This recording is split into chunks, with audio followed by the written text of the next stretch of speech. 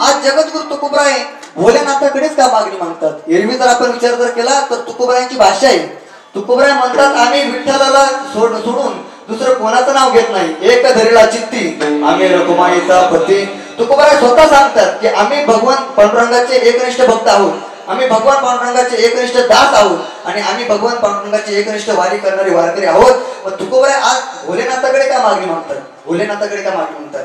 तुकोबरायच्या ठिकाणी म्हणतात की जसं पतिव्रता स्त्रीला तिचा नवरा सगळ्यात प्रिय असतो तसा भगवान परमात्मा आम्हाला आहे.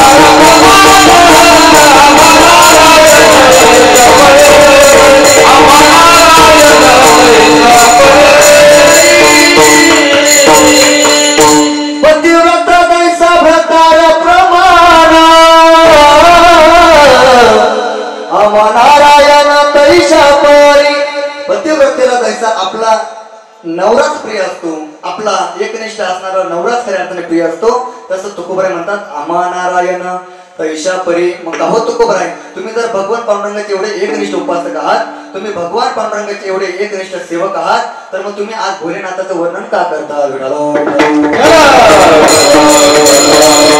ही शंका घेणं आपलं रास्त कारण आहे. आपण ही शंका घेणं साहजिक आहे. खरं तर पांडुरंगाला उपासक मानणारे, पांडुरंगाशी एकनिष्ठ राहणारे तुकोबराय आज भगवान भोलेनाथाला मागणी मागतात. त्याचं एक कारण आहे, तुकोबराय हे खऱ्या अर्थाने वारकरी संप्रदायातील कलशदानी होते आणि वारकरी संप्रदायाचा कलश उभा करत असताना तुकोबरायांनी हा वारकरी संप्रदाय उभा करत असताना, कलशदानी विराजमान होत असताना त्या ठिकाणी वारकरी संप्रदाय हा व्यक्तिनिष्ठ नाही ठेवला, तर वारकरी संप्रदाय हा तत्वनिष्ठ ठेवला. वारकरी संप्रदाय हा व्यक्तिनिष्ठ नाही, व्यक्तीला किंमत देणार नाही, व्यक्तीला मत देणार नाही, तर वारकरी संप्रदाय हा तत्वनिष्ठ आहे. आणि म्हणून वारकरी संप्रदायाची तत्व ही विशेष आहे. वारकरी संप्रदाय हा अनादी आहे, अनंत काळापासून चालू असणारा हा वारकरी संप्रदाय आहे आणि हा तत्वनिष्ठ आहे. काय आहे या वारकरी संप्रदायाचे तत्व? खऱ्या अर्थाने वारकरी संप्रदायाचा विचार जर केला, आम्ही जर अलीकडे बाकीचे संप्रदाय जर पाहिले, सोपान महाराज जसं बाजारामध्ये दररोज एखादा मोबाईल नव्याने लॉन्च होतो आणि कालांतराने ते वर्जन बंद पडून जातं, तसं जगामध्ये वावरत असताना वारकरी संप्रदायाच्या व्यतिरिक्त अनेक संप्रदाय दररोज जन्माला येत आहे आणि दररोज ते बंद पडत आहे.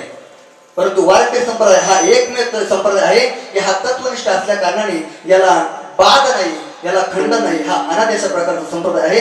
का अनादी प्रकारचा संप्रदाय आहे? का तत्वनिष्ठ आहे? तर वारकरी संप्रदायाचे काही तत्व आहे. काय तत्व आहे? वारकरी संप्रदाय हा देव आणि देवीला एकच मानणारा संप्रदाय आहे. वारकरी संप्रदाय हा सगुण आणि निर्गुणाला एकच मानणारा संप्रदाय आहे. वारकरी संप्रदाय हा देव आणि संतांना एकच मानणारा संप्रदाय आहे आणि वारकरी संप्रदाय हा हरी आणि हराला एक मानणारा संप्रदाय आहे.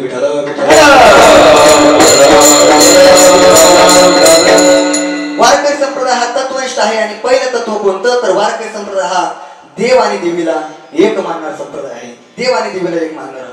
खऱ्या अर्थाने समाजामध्ये असे वर्ग पडतात, एखादा व्यक्ती, एखादा समाज फक्त देवालाच मानतो, एखादा समाज फक्त देवीलाच मानतो आणि काही काही समाज असा आहे जो देवालाही मानतो आणि देवीलाही मानतो, परंतु ते दोघांना समान समजत नाही, त्या दोघांना एक समजत नाही. आणि म्हणून खऱ्या अर्थाने काही लोक देवाची उपासना करतात, काही लोक खंडेरावाची उपासना करतात, काही लोक देवीची उपासना करतात. जे सत्याचं नियोजन करायला असतात ते गोंधळाची तारखे घ्यायला असतात, जे गोंधळाची तारखे घ्यायला असतात ते तमाशे करायला जातात. म्हणजे काही लोक सगळ्यांमध्ये एकत्र राहतात, परंतु ते देव आणि देवीला एकत्र मानत नाही. तुकोबरायांनी देव आणि देवीला एक मानलं. कसं एक मानलं? ऐका. खऱ्या अर्थाने देव आणि देवी कशा प्रकारे एक आहे? तर उदाहरण येतं, तो भगवान परमात्मा विटेवरती जरी उभा आहे, परंतु आषाढी आणि कार्तिकीला गोंधळाची दाटी होते आणि त्या ठिकाणी आमचा खऱ्या अर्थाने पांडुरंग परमात्मा विटेवरती कर ठेवून करू. आषाढी कार्तिकी पंढरीची वारी हो आषाढी कार्तिकी गोंधळाची वारी हो आषाढी कार्तिकी तुझ्या गोंधळाची वारी हो आषाढी कार्तिकी गोंधळाची वारी कुंडलिक देवता शोभे वारवंती हो कुंडलिक देवता शोभे वारवंती हो कुंडलिक देवता शोभे वारवंती हो कुंडलिक देवता शोभे वारवंती हो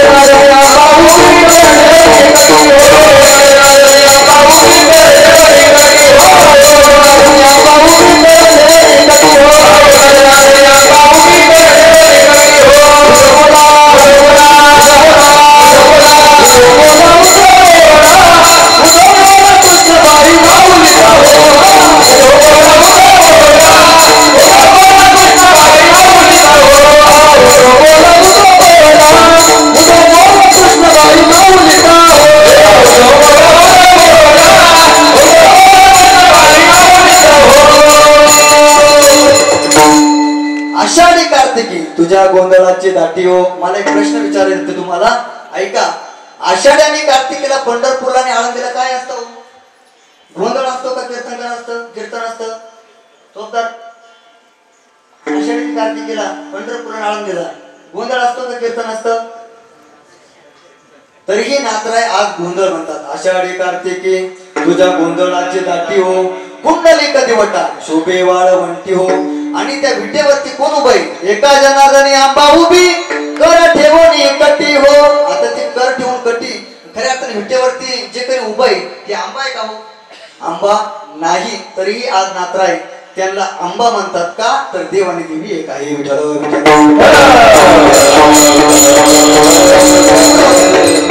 देव आणि देवी एकच आहे.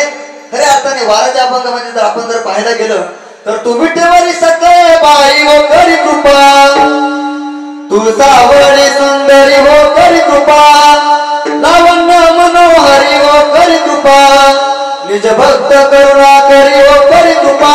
अर्थात त्या भगवान पांडुरंग परमात्म्याला देवीच्या एवढ्या उपमा दिल्या की देव आणि देवी यांच्यामध्ये भेद दाखवला नाही. वारकरी संप्रदायाचं पहिलं तत्व आहे देव आणि देवी एकच आहे. वारकरी संप्रदायाचं दुसरं तत्व सगुण आणि निर्गुण एकच आहे. काय झालं? एक सगुण मानणारा एखादा वारकरी त्या भगवान पांडुरंगासमोर जातो आणि भगवान पांडुरंगाला पाहिल्याच्या नंतर पांडुरंगाचं वर्णन करतो. का? तर सगुण रूपात वर्णन करतो. पांडुरंग कांती दिव्य तेज झळकती रत्नदीप फाकती प्रभा, कानडा विठ्ठलो कर्नाटको तेने मद लावे लावे दूर. त्या पांडुरंगाचं सगुण रूपाचं वर्णन करतो. किंवा हरिराजस सुकुमार मदनाचा पुतळा रवी शशी कळालो पलिया, रवी शशी कळालो पलिया, हरी कस्तुरी मळवट चंदनाची उटी. त्या भगवान पांडुरंगाचं वर्णन करत असताना तो कसा आहे? राजस सुकुमार मदनाचा पुतळा अर्थात पांडुरंग कांती दिव्य तेज झळकती. हे कशाचं वर्णन झालं? तर सगुण रूपाचं वर्णन झालं. पण तिथं एक निर्गुणवादी आला आणि त्याने सांगितलं अरे गप्प बस म्हटला. काय त्या पांडुरंगाचं सगुणाचं वर्णन करतोय म्हटला. पांडुरंगाला काही आहे का म्हटले? का? तर देव कसा आहे? रंग नाही, रूप नाही, नाही वर्ण छाया, निराकार निर्गुण तुझी रबर आहे. अरे देवाला आकार नाही, देवाला उकार नाही, देवाला रंग नाही, देवाला रूप नाही. मग कसं काय देव सगुण आहे? आणि म्हणून ज्ञानोबरायांनी देवाला प्रश्न विचारला, तुझं सुगम मनो की निर्गुण रे, तुझं सगुण मनो की निर्गुण रे, तुझं सगुण मनो की निर्गुण रे, तुझं सगुण मनो की सगुण निर्गुण रे तू गोविंद रे, सगुण निर्गुण रे तू गोविंद रे, अगुमाने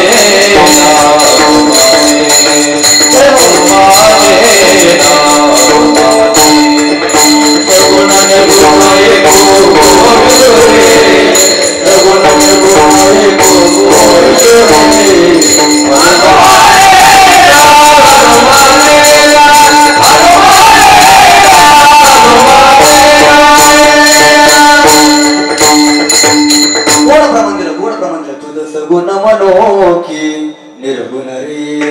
तेव्हा तुला सगुण म्हणू की निर्गुण म्हणू, तेव्हा देव सांगतो ज्ञानोबराया तुम्हाला काय वाटतं ते सांगा. तेव्हा ज्ञानोबराय उत्तर देतात सगुण निर्गुण एको गोविंद रे. देवा तूच सगुण आहे आणि तूच निर्गुण आहे असं मला वाटतं. किंवा दुसरं एक प्रमाण आहे सगुण निर्गुणाचा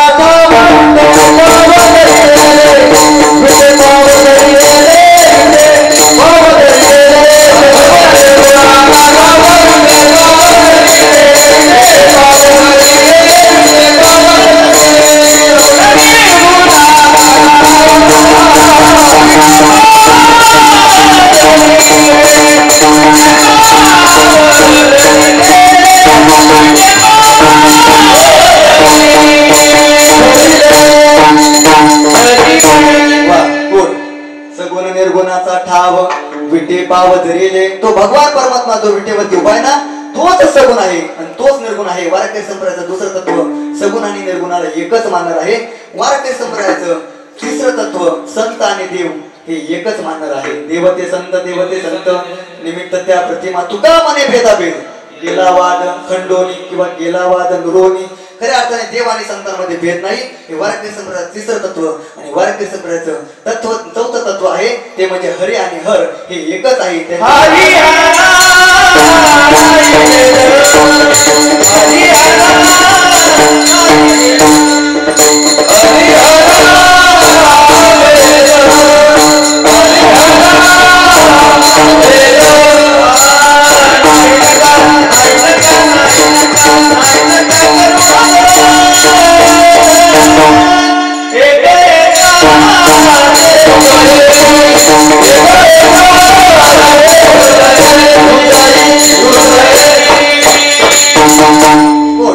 हरिहरा भेद नाही नका करू वाद. अर्थात हरी आणि हर एकच आहे. खऱ्या अर्थाने शिवाची शक्ती तेवढीच आहे आणि भगवान श्री विष्णूची सुद्धा शक्ती तेवढीच आहे. त्यांच्यामध्ये भेद नाही. दोन्ही देवा एक ठाई तया ऐक्य तुझे नाही. खऱ्या अर्थाने त्यांच्यामध्ये भेद नाही. शिवरामा नाही भेद. दोन्ही देवतेची सिद्ध. खऱ्या अर्थाने त्यांच्यामध्ये भेद नाही आणि म्हणून दोन्ही देव समान आहे. दोन्ही देव सारखे आहे गोडी साखरेच्या ठाई. आणि म्हणून विश्वासा जनिता यशोदेसी म्हणे माता. तसा भगवान श्रीकृष्ण विश्वासा जनित आहे. तसे भोलेनाथ बाबा कोण आहे अभंगाचं प्रथम चरण. तुम्ही विश्वनाथ तुम्ही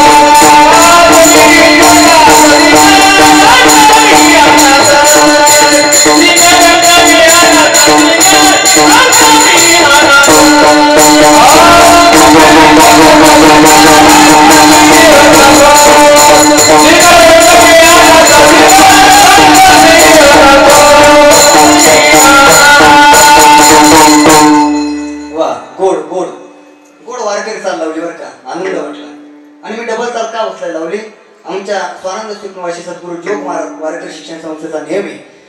किंवा प्रमाणाला नसू द्या डबल चाल पण किमान चरणात तरी डबल चाल आली पाहिजे. आणि म्हणून गोड गोड पद गायला आणि वारकरी चाल गायली. गोड आनंद वाटला. खरं तर वारकरी चाली आजकाल कमी ऐकायला भेटतात बरं का सोपन बाबा सर. वारकरी चाली अलीकडे कमी ऐकायला भेटतात. अलीकडे सगळं ते झगड्यात निघालं.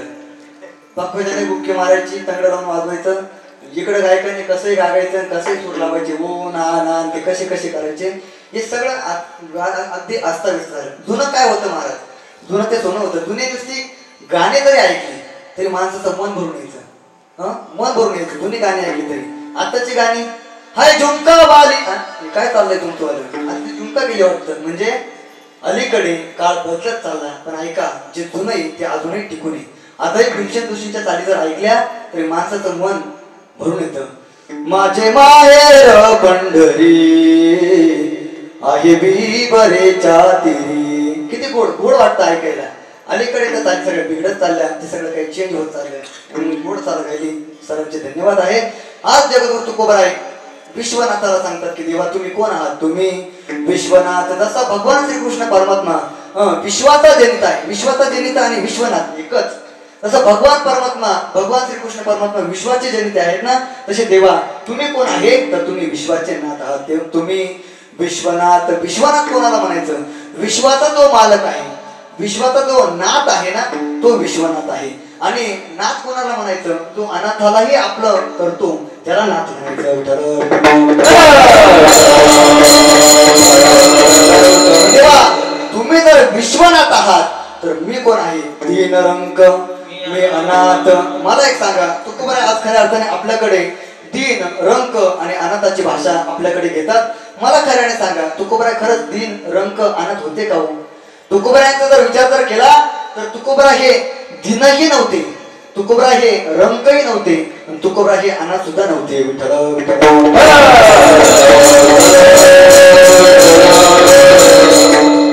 दीन कोणाला म्हणायचं, रंक कोणाला म्हणायचं आणि अनाथ कोणाला म्हणायचं, तर ज्याच्याकडे पैसा नाही त्याला दीन म्हणायचं.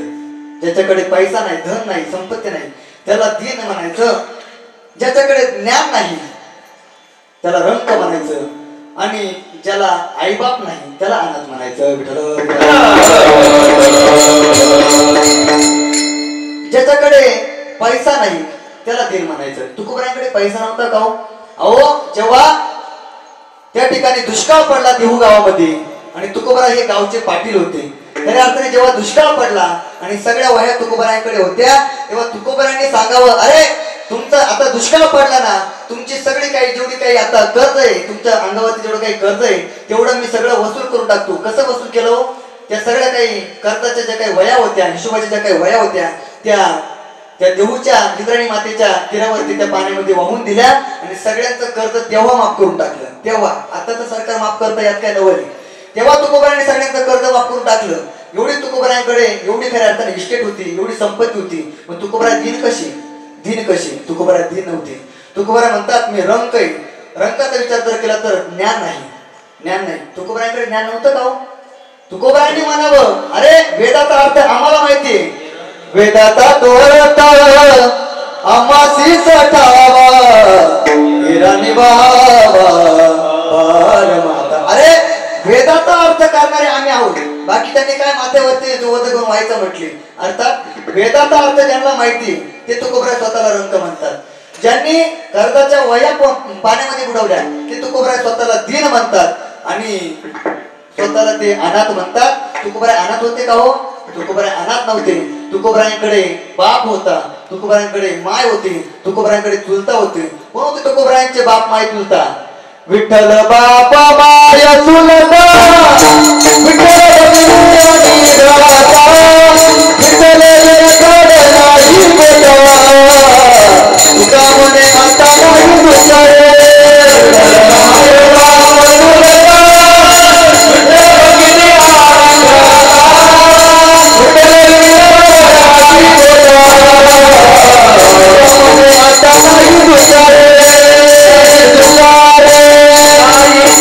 तुकोबरायांकडे तर विठ्ठल माय, विठ्ठल बाप, विठ्ठल चुलता, विठ्ठल बंधू, विठ्ठल भगिनी, विठ्ठल भ्राता, विठ्ठल विना चाड नाही गोता.